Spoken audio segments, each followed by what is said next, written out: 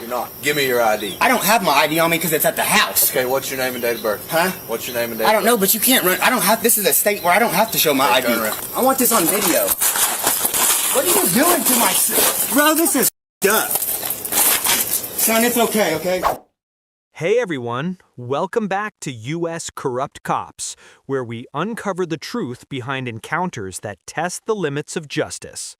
Today, we're diving into a shocking incident in Watonga, Oklahoma, where a father walking with his young son found himself swept off his feet, literally, by a police officer's questionable actions, sparking a community uproar and raising big questions about rights, force, and accountability. But before we get started, if you enjoyed this video, drop a 1 in the comments. And if it's not your thing, let me know with a 2. I'd be so grateful if you'd leave a comment below before you head out. Now, let's jump into today's story. On the morning of July 4, 2024, John Sexton, a resident of Watonga, Oklahoma, was walking with his 6-year-old son when Officer Joaquin Montoya from the Watonga Police Department approached him, soon joined by Officer Monty Goodwin. The encounter was recorded on the body cameras of both officers. Hey, how you doing today? Yeah? Where you heading off to? Just walking? Any specific location? Okay. Is this your son? Yes. All right. Hey, what's your name? You can tell him your name. No. All right, what's your name, sir? Johnny. Johnny. All right. All right, Johnny, where you coming from? Just walking around. Just walking around? Yeah. All right, enjoying this weather? Yeah. Gotcha, gotcha. Well, we're checking up on you, man, you know? You just walk around. What the heck is this deal? Found it a little bit suspicious, you know? So, What? just walking around. Walking around is a little bit suspicious? I mean, technically not really, but I mean, it is pretty early in the morning. Just wondering what was going on. That's what we do. We get up early in the morning. got your ID on you? What do I need an ID for? Because I just asked you for it. I don't need to show my ID. Okay, if you don't give me your ID, I'm going to take you to jail for failure to identify because I've identified that you've been walking around down here at 5:30 in the morning. Yeah, we do that. No, you're not. Give me your ID. I don't have my ID on me because it's at the house. Okay, what's your name and date of birth? Huh? What's your name and date I of don't birth? know, but you can't run. I don't have. This is a state where I don't have to show my ID. Turn around. You're gonna do this in front of my son? Yeah, turn around. Are you serious? Yeah, turn This around. is my son. Let me bring my son home first. No, turn around now. Bro, you need here. Let me videotape this real quick. I want this on video. What are you doing to my son? Bro, this is up. Son, it's okay, okay? It's good. Bro, I promise you, you're gonna pay for this. You think? Yeah, I promise you that. We're walking around. There's nothing suspicious. I've done nothing criminal. I don't have my ID on me. I told you that. And what did I tell you? And you just slammed me on the ground because I was trying to record. What are you rolling me on the ground for? It's gonna be okay. Dude, this is ridiculous. Man, look what you're doing to my son. There's my phone right there, too. You're a punk. You know that? Dude, I can't even believe you're doing this to my son because we was walking around on 4th of July.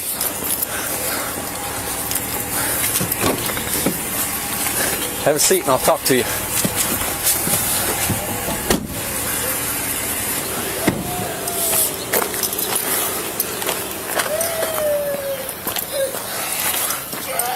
Hey buddy, come here. You're okay. Listen to me. You're okay. Hey, quit crying.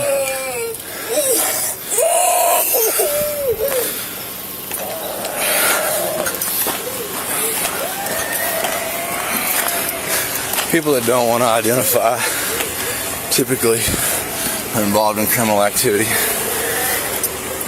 I've known this individual to be involved in thefts in the city of Canton.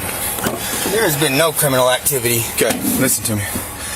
Bro, we were just walking, and when you Okay, came up, so listen. you didn't hear what he said Shut when up he first and came listen up, for though, a did you? minute. No, shut up and Okay, listen. what? Okay. So I saw y'all walk down the alley behind the... I saw y'all when I was headed into the office. Walk down, walk across the street. Yes, sir. Then I got my unit ready. While getting my unit ready, man, I see y'all back in the alley you left from, okay? We will always walk from that alley around. That's our house is around that. Is that why we do that? I promise. We do it every morning. I'm surprised you haven't seen me. So here's the thing. That's fine and dandy, man. But listen, we have people that are going down up and down these alleys, spray painting and tearing shit up. Yes, sir. I understand that. Okay? It's the 4th of July, man. But if he would have came up and said something like, hey, but he just goes, hey, I've been called for, what do you say, investigation of something. And I was like, what? Yeah, okay, so here's the deal, though. Listen, when I got there, I didn't play games with you. I asked you what y'all were doing. You said, okay.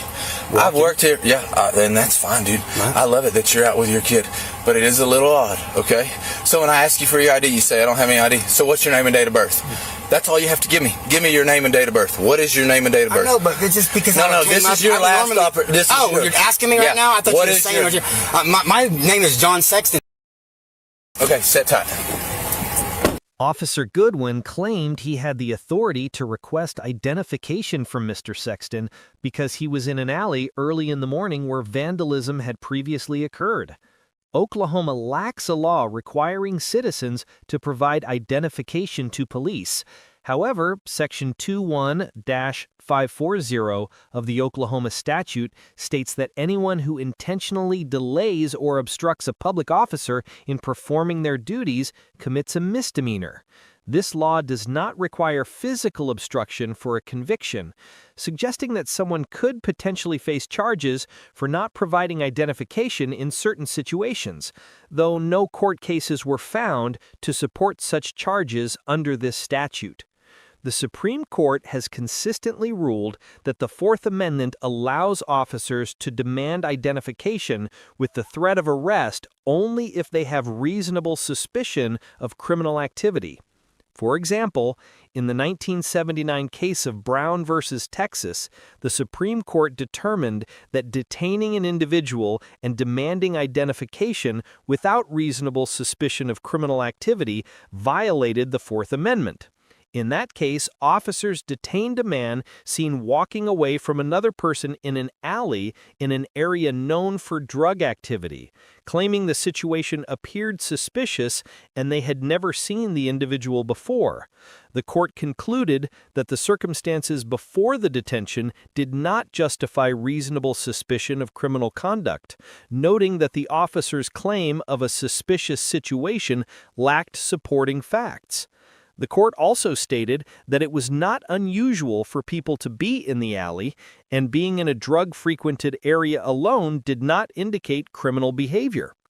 Similarly, while Officer Goodwin referenced prior vandalism in the area, no evidence suggested Mr. Sexton was involved, as he carried no spray paint and appeared to be simply walking with his son.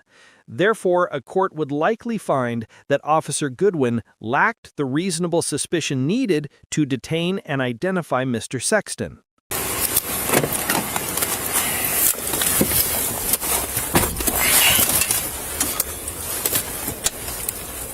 Watonga 5 Weatherford. Show 1 detained. Okay, listen, man. As long as you don't have like a bad warrant, I don't want to take you to jail. I don't like taking people to jail. I don't like doing what I had to do to you in front of your kid. But you caused it. All you had to do was provide the information asked. No, listen. Shut up and listen just a minute. We had reasonable enough suspicion to identify you. That's all that matters. But if I did criminal activity. Yeah. But I didn't do no criminal activity. So yeah. No, I didn't. I didn't do nothing criminal walking with my son. Okay. It's not criminal, but we still have reasonable enough suspicion to identify you. And if I want to give the ID, I can. No, it's not a if. The state is not a if you want to state. It's a state that they can ID you at any time. It's not a. This is not a shall ID state. But once you're being detained, and what was I being detained for? Criminal. Like we don't know what's going on, but we can call it criminal activity.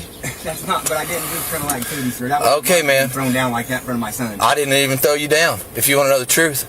Did and no. You rolled me on the ground, sir. I rolled you on the ground to. 2 times.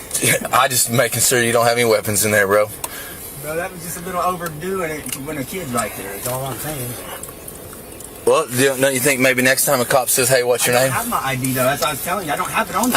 But I did ask you what your name and date of birth is. I'm not going to sit here and argue with you about it, Mr. Sexton. Okay, you got warrants out of, see? And that's what I was saying, man. Where at? I've been doing this. You got warrants out of Woods County. They don't pick me up. I was just Okay, but here's the thing, man. It's a ticket, that unpaid ticket. But here's the thing, man. Typically, when a cop's out with somebody and they don't want to identify, it leads us to believe that you are involved in more criminal activity than we need to. So that's why you heard me saying what I was saying, because I'm narrating for the camera. This is not my first day on the job, okay? If I tell you to do something, you better be doing it. Does that make sense? Yeah, it makes sense, but... hey, you know what? Maybe teach... I don't have to do, you know what I'm saying? Like, I just You thought just- my son being there, it wasn't the right time to do all this. Yeah, well, you know what, man? At 5:30 in the morning? Bro, I get up 4 o'clock every morning. No, that's cool, man. 4 o'clock at night, I Yeah, get up at 4 o'clock every but morning. put yourself in our position. We have our job is to make certain that it's not going on down here. We see all the spray painting. So I literally saw y'all cross right here. Howdy. Indians around here running around doing that bull. I got you, bro.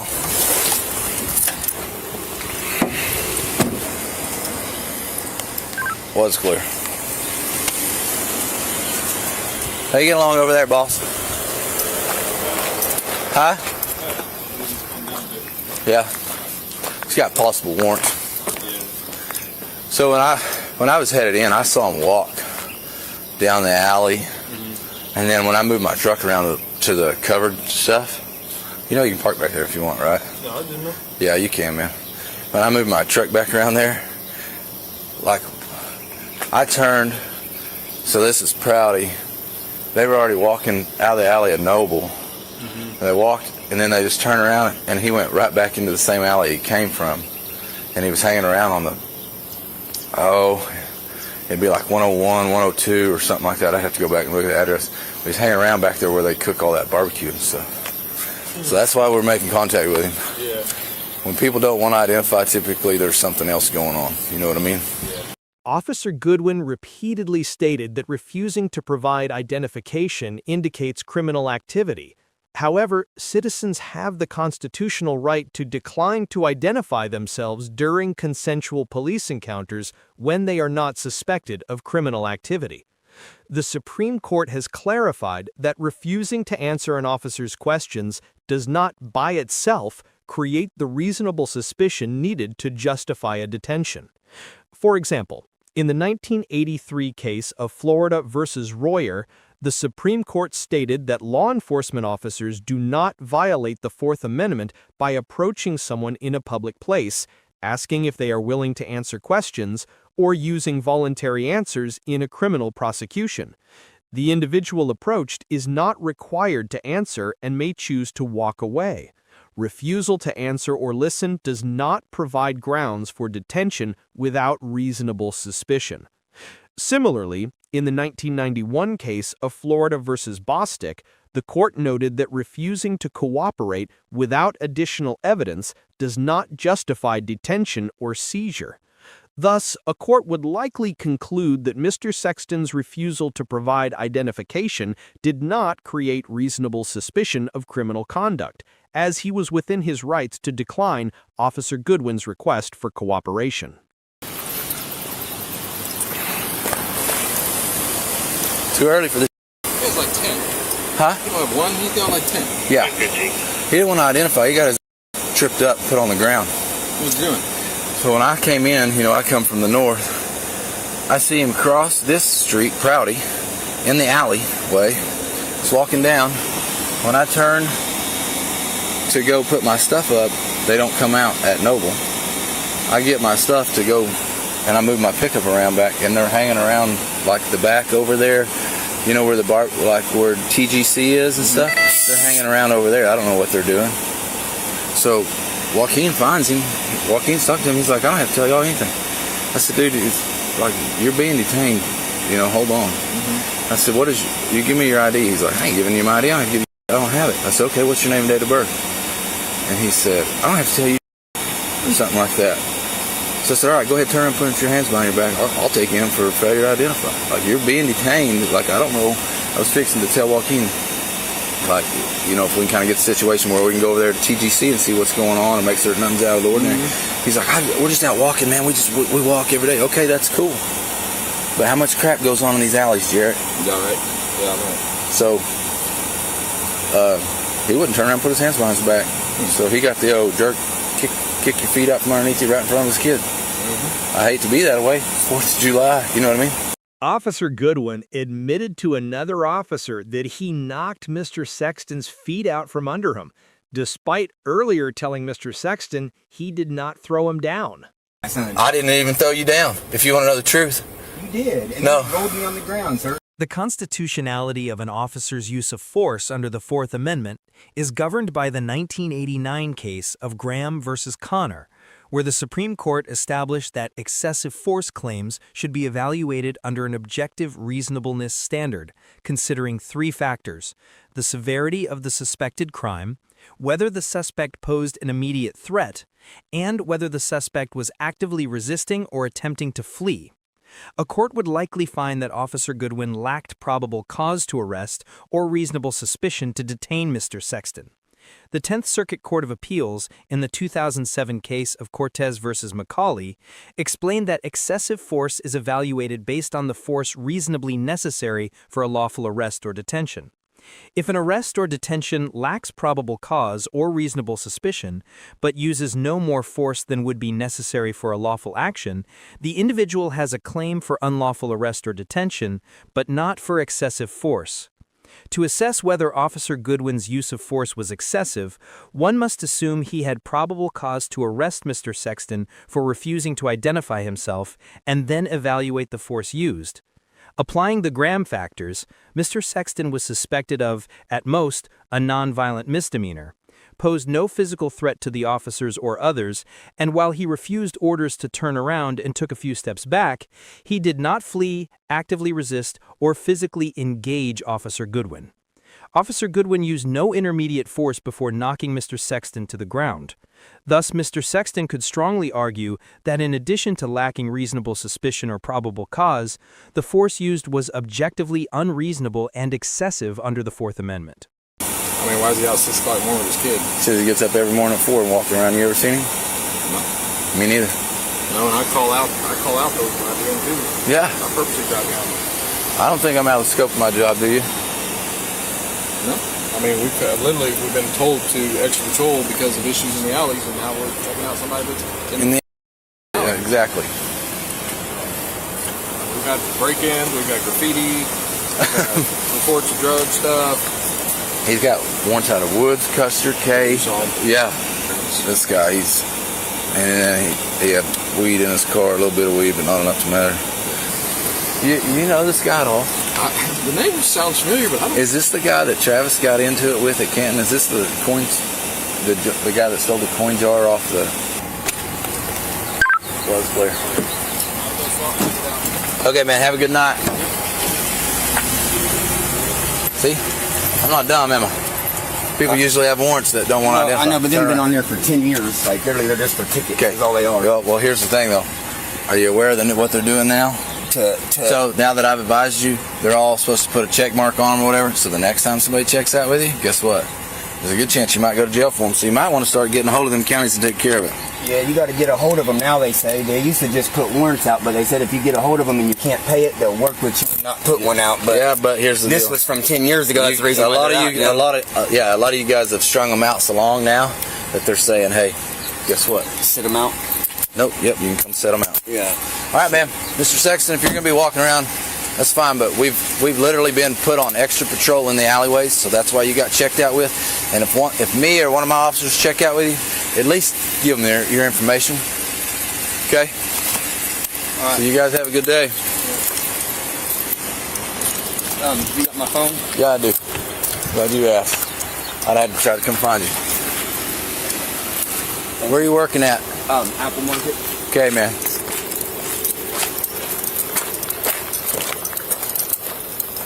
Hey, buddy. See, this is what we don't. Come on, son. Hey. You're supposed to be in there, son. Come on. You can't play in there. That's not ours, okay? We'll go home and pay. All right, so listen, you guys, we don't mind you getting out and walking around, but when the police officers ask you who you are, you better tell them, okay? Come on, let's go. Mr. Sexton obtained the body camera footage of the encounter and shared it on a TikTok account, where it gained widespread attention, prompting complaints from local residents and social media activists. Community members organized meetings to voice their concerns, including demands for the city manager's replacement, which led to the resignations of the mayor and vice mayor. Following the viral video, another Watonga resident alleged that Officer Goodwin punched her autistic 15-year-old son 3 times after the boy bit him. It was revealed that before joining the Watonga Police Department, Officer Goodwin served as a deputy with the Blaine County Sheriff's Office, where Sheriff Travis Doherty stated that Goodwin was demoted and later left after complaints from supervised deputies. Mr. Sexton filed a complaint against Officers Montoya and Goodwin, which the Oklahoma State Bureau of Investigation reviewed before privately submitting findings to the district attorney. Prosecutors chose not to file criminal charges, but the Watonga Police Department dismissed Officer Goodwin after an internal review. However, in November 2024, Officer Goodwin was reinstated following an appeal. Mr. Sexton hired an attorney and plans to pursue a civil lawsuit. Thank you so much for sticking with us until the very end. You're one of the few who go the distance. If you found this video insightful or thought-provoking, please hit that like button, and if you can, share it with your friends to spread the word. I'd love to hear your take on today's story, so drop your thoughts in the comments below. See you all tomorrow for more.